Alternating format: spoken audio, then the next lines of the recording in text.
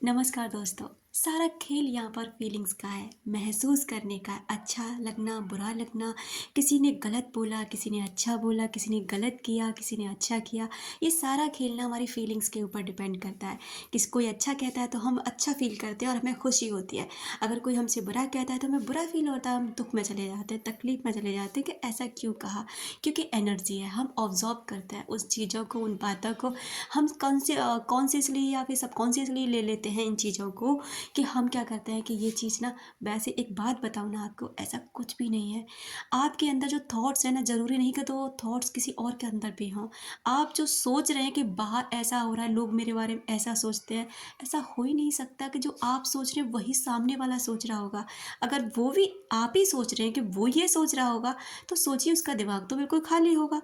वो तो कुछ सोचने लायक है नहीं, क्योंकि आप उसके बारे में सोच रहे हैं ना कि वो ऐसा सोच रहा है। नहीं होता, हर इंसान अलग है, हर इंसान की सोच अलग है, हर इंसान के पास अपना एक माइंड है और वो अपने तरीके से सोचता है। तो मैं आपको ये बताना चाहती हूँ कि जो आप सोचते हैं ना, वो आप तक लौट कर आता है। जो आप महसूस करते हैं वही आपको मिलता है। यानी कि लॉ ऑफ अट्रैक्शन का एक नियम है, लाइक अट्रैक्ट लाइक। यानी कि आप जो चीज़ को फील करेंगे, अपने अंदर से फुलफिलमेंट में रहेंगे, वही चीज़ आप अपनी तरफ आकर्षित करेंगे। यानी अगर आपके पास कृतज्ञता यानी ग्रेटफुल होना है, आप ग्रेटफुल हो सकते हैं जो भी चीज़ आपके पास अभी प्रेजेंट टाइम में है। तो यकीन मानिए कुछ दिनों बाद वो डबल होने लग जाएंगी, वो चीज़ें बढ़ने लग जाएंगी। और अगर आप शिकायतें करते रहते हैं, भगवान को दोष देते रहते हैं, अपनी किस्मत को दोष देते रहते हैं, तो जो कुछ भी है ना, वो भी आपसे छिन जाएगा। क्योंकि आप वही अपनी तरफ आकर्षित कर रहे हैं जो आप सोच रहे हैं, महसूस कर रहे हैं। यही होता है दूसरे व्यक्तियों के प्रति सोचना और करना। अक्सर आपने देखा होगा कि कुछ व्यक्ति ना अपने आप वापस अपनी लाइफ में लौट आते हैं, क्योंकि पहले वाले व्यक्ति को कोई फ़र्क ही नहीं पड़ रहा होता उनके जाने आने से, क्योंकि वो अपने आप में मस्त है। उसने ऐसा कुछ फ़ील ही नहीं किया कि वो इंसान ऐसा था, उसने ये किया, वो ठीक है, वो गया, अच्छी बात है, कोई बात नहीं, उसका मन था, वो नहीं रह पाया। लेकिन वो व्यक्ति उसके पास फिर से लौट आता है, क्योंकि उसने वहाँ पर गलत फीलिंग सेंड की ही नहीं, उस व्यक्ति के प्रति कुछ गलत सोचा ही नहीं। लेकिन वही दूसरा व्यक्ति है जो उस व्यक्ति के बारे में ना बहुत गलत सोच रहा है। उसने मेरे को चीट किया, धोखा दिया, मुझे बर्बाद किया, ये किया, वो किया। वो ऐसे लोगों की लाइफ में वो इंसान फिर से लौट के कभी नहीं आते। क्योंकि आप फीलिंग क्रिएट करें और फिर सोचते हो कोई इंसान लौट के आए, उसे गलती का एहसास हो, माफ़ी मांगे, नहीं होगा। क्योंकि आप गलत सोचने के लिए उसे मजबूर कर ही नहीं रहे। आप अपने यहाँ से उसको मिसिंग एनर्जी सेंड कर रहे हो, उसके लिए नेगेटिव एनर्जी सेंड कर रहे हो, और वो सब उसको महसूस होता है। उसे पता है आप उसके बिना रो रहे हैं, उसे पता है कि आप उसके बिना मर रहे हैं, जी नहीं पा रहे हैं, डिप्रेशन में है, परेशानियों में, और उसे इन चीज़ों में अच्छा लग रहा है।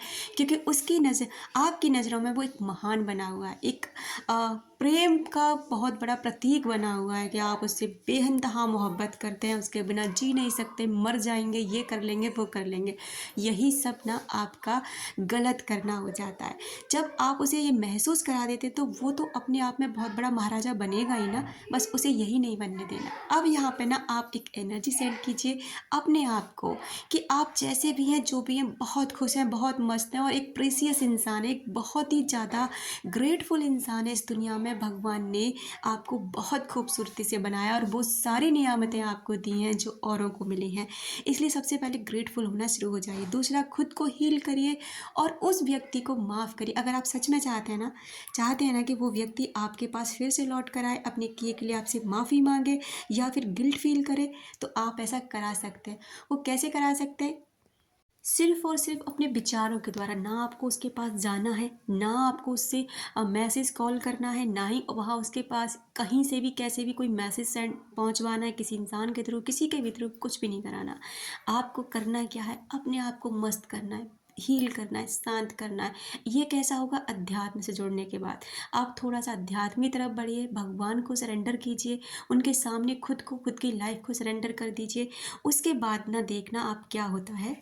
उस इंसान को माफ़ कर दीजिए। उसने जो भी किया, जैसे भी किया, नहीं, अगर आप माफ़ नहीं करेंगे ना, तो ये संभव नहीं है। तो एक फॉरगिवनेस वाला जो मेडिटेशन होता है ना, वो उसके लिए करिए, डेली करिए, जब तक आप अपने अंदर से ही अच्छा फ़ील नहीं करने लग जाते। सेल्फ लव पर ध्यान दीजिए और फिर आप भर जाएँगे एक एनर्जी से, एक ऐसी एनर्जी से जो आपके लिए पॉज़िटिव रहेगी और जो आपको हील करेगी। बस अब आपको फिर इसी मोमेंट पे ना, बस ये उसके लिए लव वाइब्रेशन सेंड करनी है, उसको माफ़ करना है। कुछ समय बाद आप देखेंगे वो व्यक्ति आपके लिए बदलने लगा है। बस यहाँ से अच्छा फ़ील करने लग जाइए। ऐसा फ़ील करिए जैसे वो व्यक्ति अभी प्रेज़ेंट में आपकी लाइफ़ में है। आपकी बातें होती हैं, आप अच्छा फ़ील करते हैं, बहुत अच्छी एनर्जी आपको आ रही है। बस ये फ़ीलिंग आप क्रिएट कर लेना, यकीन मानिए आप वो मोमेंट जीने लग जाएँगे। आपको बहुत मज़ा आ जाएगा। बस कुछ दिन का वेट करिएगा और जो ये चीज़ें मैंने बताई ना, ऐसा ज़रूर करिएगा। जितना खुश रह सकते हो, जितना पॉजिटिव रह सकते हो, जितना अच्छा फ़ील कर सकते हो करिए, और डिवाइन टाइम आने पर गॉड आपको उस इंसान से ज़रूर मिलाएँगे।